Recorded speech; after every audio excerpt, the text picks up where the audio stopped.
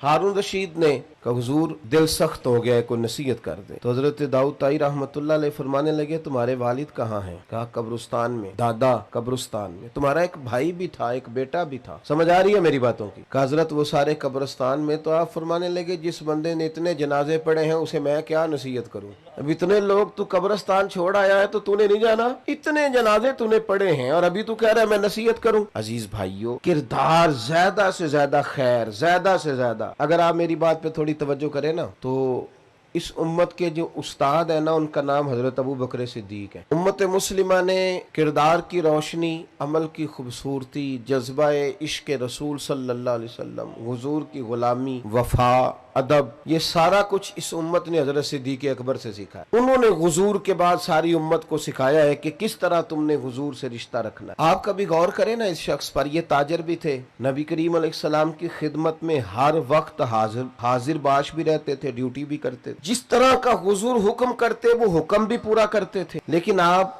कभी खूबसूरती देखे ना तो इस तरह नहीं है कि मैं निस्बत वाला हूं तो मैं करीब। हमारे यहाँ ना एक बहुत बड़ा तबका वो भी पैदा हो गया है जो कहता है मेरी निस्बत बड़ी करीब किया तो मुझे खैर है। और कुछ नात खां भी हमें मिल गए हैं, कुछ वाइज मिल गए, कुछ कवाल मिल गए, जो जन्नत बस 3 4 5 मिनट की बात है, आप जन्नती हैं, इतनी सी बात है। और अगर ज्यादा जल्दी जन्नत लेनी हो फिर आपके पास करारे नोटों की दथी होनी चाहिए और स्टेज के आपको करीब होना चाहिए। फिर तो बिल्कुल उसी वक्त नाम भी याद कर लिया जाता है और इश्क रसूल की डिग्री भी बांट दी जाती है, फिर तो बिल्कुल करीब है। भाई अम हसिब तुम अन तदखुलुल जन्ना, अल्लाह तो फरमाता है तुम आसान समझते हो जन्नत में चले जाओगे? ये तो बड़ा मुश्किल काम था, लेकिन यहाँ फटाफट ही लोग इस पर सवार हो गए। हजरत अबू बकर सिद्दीक को आप देखें, हुजूर ने एक दिन पूछा, यूं सहाबा की सफ़ें, पूछा आज किसी ने रोजा रखा है? अर्ज की हुजूर मैंने रखा है। फरमाया आज किसी ने मिस्कीन को खाना खिलाया है? या रसूलल्लाह मैंने खिलाया है। आज किसी ने कोई जनाजा पढ़ा है? या रसूलल्लाह मैंने पढ़ा है। हुजूर ने फरमाया अबू बकर ये जो सलाहियतें तेरे अंदर है ना, अगर किसी बंदे में जमा हो जाए ना तो अल्लाह ताला उसे जन्नत ही अता फरमाता है, उसका लाजमी नतीजा जन्नत है। ये देखें जनाजा भी पढ़ रहे हैं, जो नबी करीम की नौकरी है वो अपनी जगह पे कायम है, जनाजे भी हैं, सदकात भी है, खैरात भी। इसके बाद आप देखें हजरत उमर फारूक रदी अल्लाह ताला अन्हु फरमाते हैं बूढ़ी अम्मा का काम भी कर आते थे हजरत सिद्दीक अकबर घर का जाके, उसके बर्तन भी मांज आते थे, बर्तन भी। कौन? अमीरुल मोमिनीन, खलीफा वक्त। जब आखिरत के लिए नेकियां इकट्ठी करनी हो ना झाड़ू के साथ, फिर जज्बा और होता है। उस बूढ़ी के बर्तन भी मांज आते, उसके घर में झाड़ू भी दे आते, उसे रोटी भी खिलाते। और हजरत उमर फरमाते हैं अजीब नज़ारा मैंने देखा, जनाब सिद्दीक अकबर के विसाल को 3रा दिन था और मैं असर की नमाज के बाद मस्जिद नबवी शरीफ में बैठा था। 2-3 छोटी छोटी बच्चियां मेरे पास आई, कहने लगी चचा अब आप खलीफा बने? मैंने कहा हाँ मेरी जिम्मेदारी लगी है। तो वो कहने लगी फिर आप चलेंगे हमारे साथ? मैंने कहा पुत्र तुमने कहाँ ले जाना है?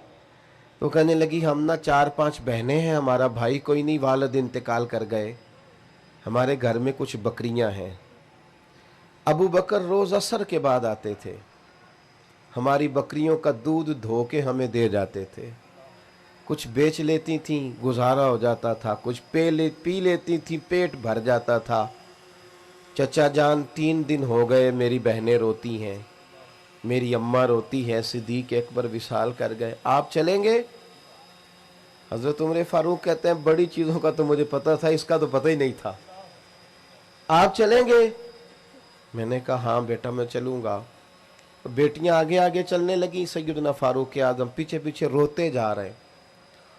रास्ते में एक सहाबी मिले, कहने लगे उमर कहाँ जा रहे हो रोते हुए? तो फरमाने लगे यार अबू बकर सिद्दीक मेरे लिए रास्ता ही बड़ा मुश्किल कर गया है, जिगर राहे वफा में नक्श ऐसे छोड़ आया हूँ, मैं जिस मंजिल से गुजरा हूँ वो अब तक याद करती है। हमने ना बड़ी हदीसें सुनी और बड़ी पढ़ी और बड़ी लोगों के सामने बयान की उलमा ने।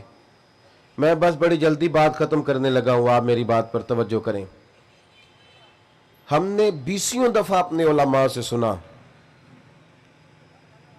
कि जो बंदा सड़क से दरख्त काट दिया जिसने कि ये दरख्त रुकावट बनता था, वो बंदा जन्नत में गया। जिसने कांटा उठा दिया, रोड़ा उठा दिया, वो जन्नत में गया। सुनी ना हदीस हमने? हाँ ना तो करे ना।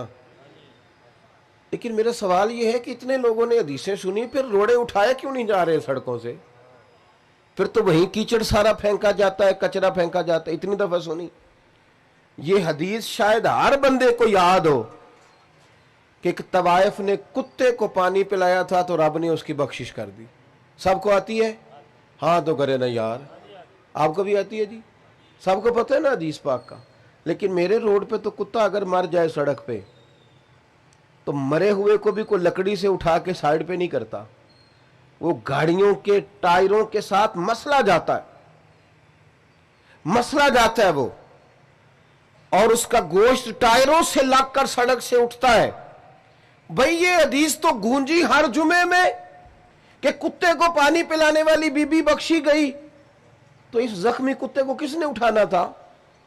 मरे हुए को रोड से साइड पे ही कोई कर देता। क्या हमने दीन सिर्फ ये है कि तकरीबात की नजर कर दिया है, कानों के जायके के लिए रह गया है? हमारा वज़न बन गया कि हमने तकरीर सुननी है जुमे वाले दिन 30 मिनट की, 40 मिनट की। ये तो सारे का सारा दीन अमल के लिए आया है। मैं बरतानिया में रोड पे सफर कर रहा था तो एक जगह पे ट्रैफिक ब्लॉक हो गई। तो मैंने पूछा दोस्त से कि मुझे तो कहीं पहुंचना था, तो मुअम्मा क्या है? वो कहने लगे कुत्ते का एक्सीडेंट हो गया, एम्बुलेंस आई है कुत्ता उठाने के लिए। तो मैं अपने ऊपर अफसोस कर रहा था कि मेरे रोड पे तो कुत्ता मर जाए तो वो टायरों से मसल के जाता है। हालांकि ये विरसा तो हमारा है, ये तो हमें हमारे नबी ने सिखाया कि जो कुत्ते को पानी पिलाए रब ताला तो उसके पिछले सारे गुनाह ही माफ कर देता है। मेरे दोस्तों, अपने लिए कोई खैर का अमल, कोई अच्छी बात, कोई कारनामा। कल मुझे, पहले भी खैर मैं इस सवाल का जवाब दे चुका हूं।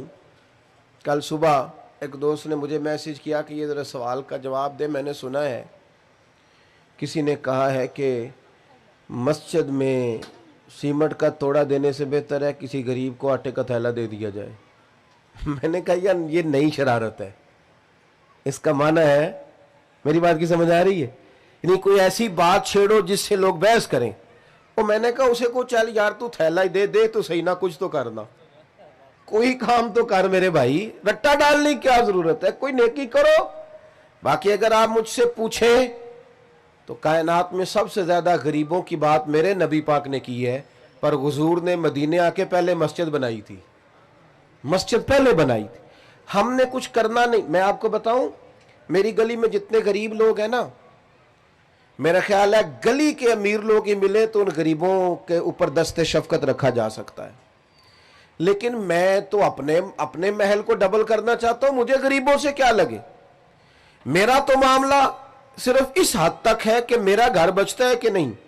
ऐसी हवा चली है, हर शख्स सोचता है तमाम शहर जले, बस एक मेरा घर न जले।